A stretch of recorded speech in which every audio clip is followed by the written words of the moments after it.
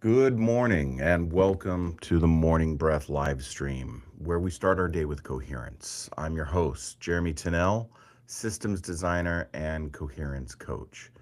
This is week 11, day 52 of our 14-week journey entitled The Path of Personal Transformation.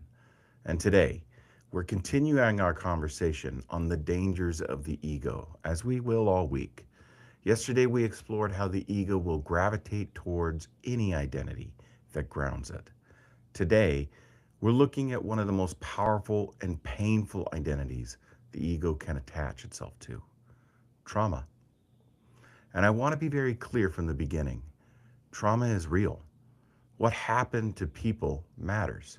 The nervous system adapts to survive. The body stores stress. The mind creates patterns. The heart learns protection. This is not about dismissing pain. It's not about dismissing what happened to you. It's about it's not about pretending suffering is imaginary, nor about blaming people for what they survived. But there is a tension here that we have to be willing to hold, because trauma may explain us without needing to define us. And healing eventually becomes our responsibility. Not because what happened to us was fair, but because we still have a life to live. We still have to live inside the life that remains. And the ego, if we're not careful, can take a real wound and slowly turn it into a permanent identity. Today's lesson is this, and this is important to remember. The ego is not a bad thing. It is a natural part of who you are. But the ego can be an incredibly deceptive intelligence. The ego does not always lie by saying something's false. Sometimes it lies by using a partial truth to keep us from a deeper truth. The partial truth may be, I was hurt. The deeper truth is, I still have to learn how to heal. The partial truth could be, the trauma shaped me. But the deeper truth is, I'm still responsible for who I become. I learned to survive this way, and survival is not the same thing as freedom. This is where the ego becomes dangerous, because the ego can take a real wound and organize an entire false identity around it. Not to heal it, but to protect it. I think many of us may have had moments where we realized the parts of our personality were actually adaptations, ways of surviving, ways of protecting ourselves, making it through environments where we did not feel safe. Maybe we became hyper aware, always reading the room, always anticipating tension or the next shoe to drop. Maybe we became independent, not because we didn't want love, but because depending on people felt dangerous. Maybe we became controlled, rigid, highly productive, always on, because slowing down would have forced us to feel what was underneath. And over time, those survival patterns can become identity. We stop saying, this is what I learned to do, and we start saying, this is who I am. That shift matters, because healing becomes difficult when the ego starts defending the adaptation of the self. And the ego is very clever here. It convinces us that releasing the pattern would somehow dishonor that pain. But healing is not dishonoring the wound. Healing is refusing to let the wound become the center of your identity forever. There is a profound difference between acknowledging trauma and identifying with trauma. Acknowledging trauma says this happened to me. It affected me. It shaped me. It deserves care and attention, truth, and compassion. But egoic identification says this happened to me. This is now who I am. That's the shift. And the ego often makes that shift feel invisible. Because the ego knows how to use legitimate pain to preserve old patterns. The ego says, I'm protecting my peace, but sometimes we are avoiding accountability or difficult conversations. And trauma identity can become one of the strongest forms of egoic grounding. Ego doesn't have to be bold and loud. It doesn't have to be overconfident. Because the wound is real and the memory happened, the nervous system response is normal, which means the ego can hide there very effectively. It can say, I am this way because of what happened. And then the ego quietly adds, therefore, I do not have to change. I deserve this pain. I get to hold on to who I am. That is the deception, not the trauma, the identification. The egoic path and the healing path can begin in the exact same place. Both begin with pain. Both begin with a moment. And both begin with recognition. But then the paths separate. The egoic path moves towards my wound is my identity. The healing path says my wound deserves care, but it is not the entirety of who I am. What I've been through matters, but I still need accountability, practice, relationship, and truth. The egoic path organizes life around protection, and the healing path organizes life around integration. And integration is difficult because healing often asks us to release patterns that once kept us alive. That's terrifying. The nervous system says, don't let go. But the ego says, this is who you are. Awareness begins to whisper when we let it. Maybe this was survival and not selfhood. And that whisper is where the transformation occurs. From a systems perspective, egoic trauma identity creates self-reinforcing loops, hermeneutic loops. The wound becomes identity. Identity shapes perception. Perception scans for threat. Threat activates the nervous system. Activation produces the defense behavior. The defensive behavior damages relationships. Damaged relationships reinforce the belief that the world is unsafe. And the ego says, see, I told you. This is why I have to stay this way. The loop feels true because the system keeps reproducing evidence for it. But coherence interrupts that loop. Awareness disrupts the automatic story. Breath engages activation. Regulation calms reaction. And slowly, the system learns that survival is no longer the only mode of being. Culturally, we are living in a time where trauma language has become widespread. And in many ways, that has been necessary. People needed language for what they carried. People needed to understand that their reactions had history. People needed to know that they were not simply broken.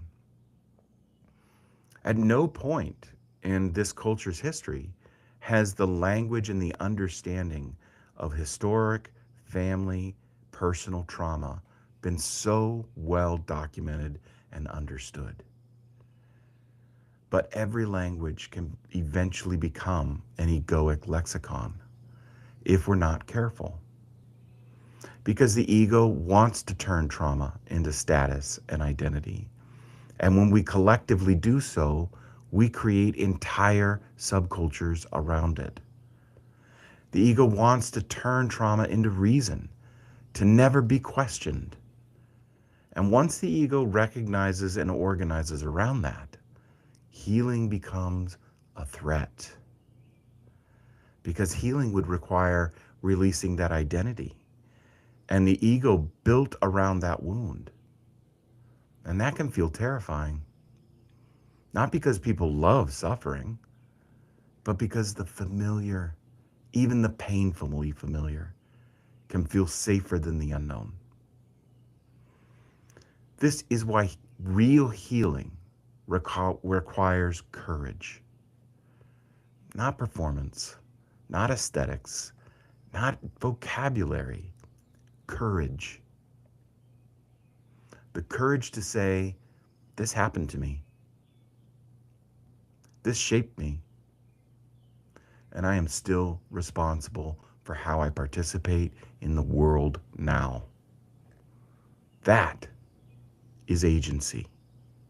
That is personal sovereignty. That is responsibility. So today, do not just ask yourself, what happened to me? That is an important question and a big shift to what's wrong with me. But go deeper. Ask, what identity did my ego build around what happened to me? Is that identity helping me? Or is it helping me to remain familiar? Because the ego is an incredibly deceptive intelligence. It knows how to use pain to preserve itself. It knows how to make protection feel like wisdom. It knows how to make defense feel like selfhood. But the deeper self wants something else: integration, coherence, relationship, through breath and presence, so that we may discover real truth. The deeper self says, I will honor what I survived, but I will not worship the wound. I will care for the pain, but I will not build my entire identity around it. I will acknowledge what shaped me, but I will also take responsibility for who I am becoming. That is the path. Not egoic identification, but a coherent transformation through daily practice. Speaking of daily practice, I'd like you to find some time with your journals today. Explore some questions. What survival patterns have begun to feel like identity in my life? And what would it look like to honor the wound without organizing my entire life around it? And then ask yourself this: what things am I identifying with that continue to wound me? What is it that culture says is not wounding, but is actually harming me? Because ego, that deceptive intelligence, does not just reside in our individual minds. It resides also in our collective mind. How have we culturally and collectively created behaviors, engagements with technologies that we're told, and we tell each other, are entertainment, are normal? This is the way the world is now. but are actually deeply, constantly, ongoingly harming us. Let's go into our breath work. Our breath work is an important practice. It might seem subtle. It might seem like it may not even feel like it's doing anything, but it's a deeply coherent practice. That simple practice of engaging your autonomic nervous system through intentional breath is teaching your nervous system, your brain, to create patterns towards coherence so that when you find yourself in those moments, you can breathe into a wider range of cognition, of emotional regulation. We're targeting our heart, so I'm placing my hand over my heart, and we're going to create a gratitude list as we go so that we can connect the heart intelligence with our mind intelligence. So what we're going to do is we're going to breathe in first through our nose, deep breath. Exhale with a sigh.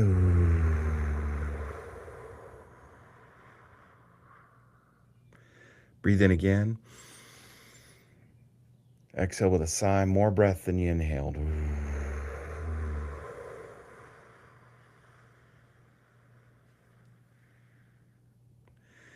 Now let's create our pattern. Inhale through your nose for about 5 or 6 seconds.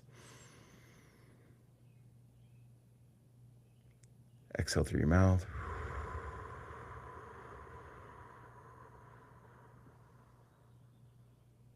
Again.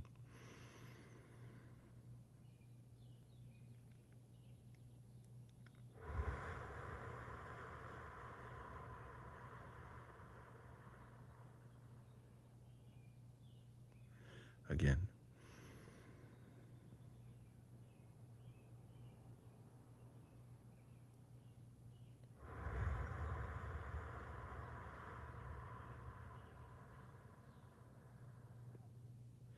Keep that pattern going.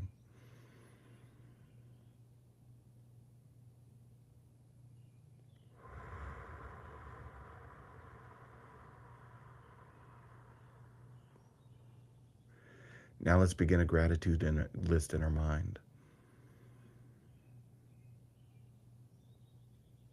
I am thankful for the day.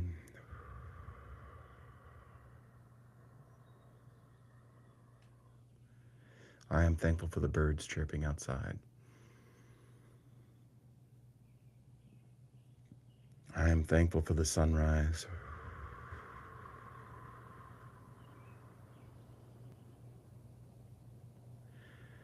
I am thankful for the opportunities today brings.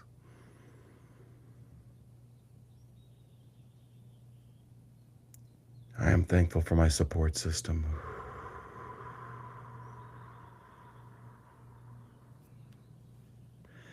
Keep your gratitude going. Let it expand. Keep the pattern going.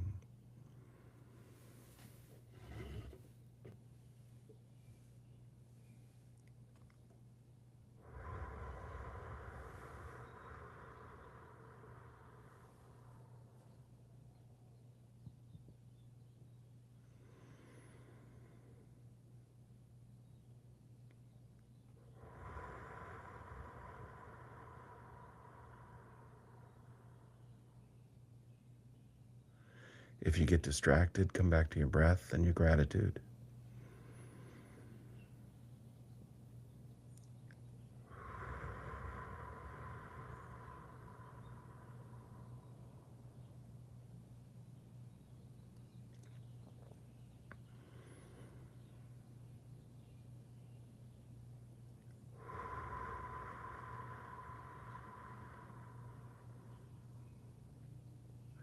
Let your gratitude become incredibly detail-oriented.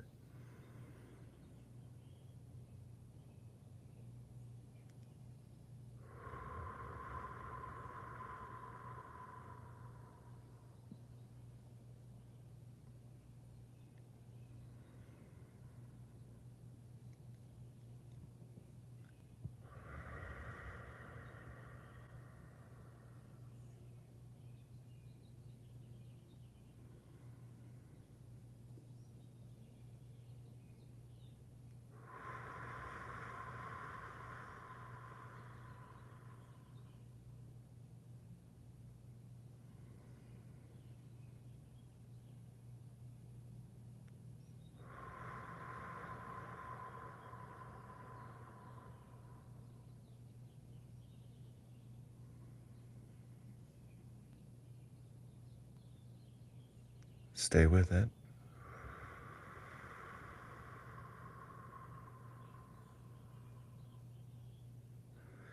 This is where the benefits build.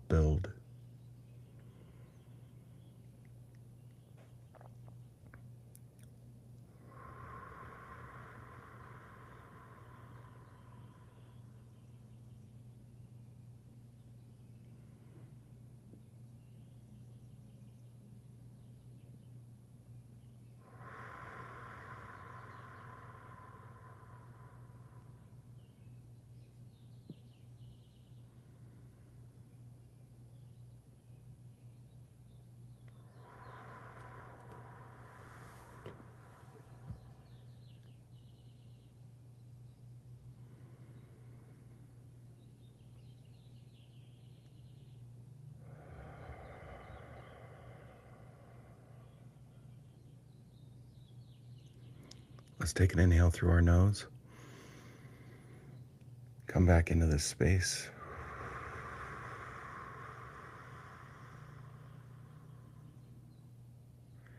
Again.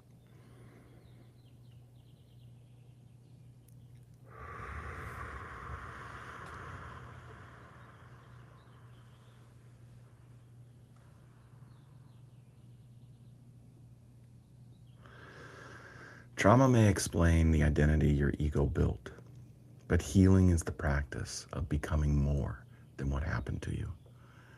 Take a breath. I'll see you tomorrow morning at 5:30.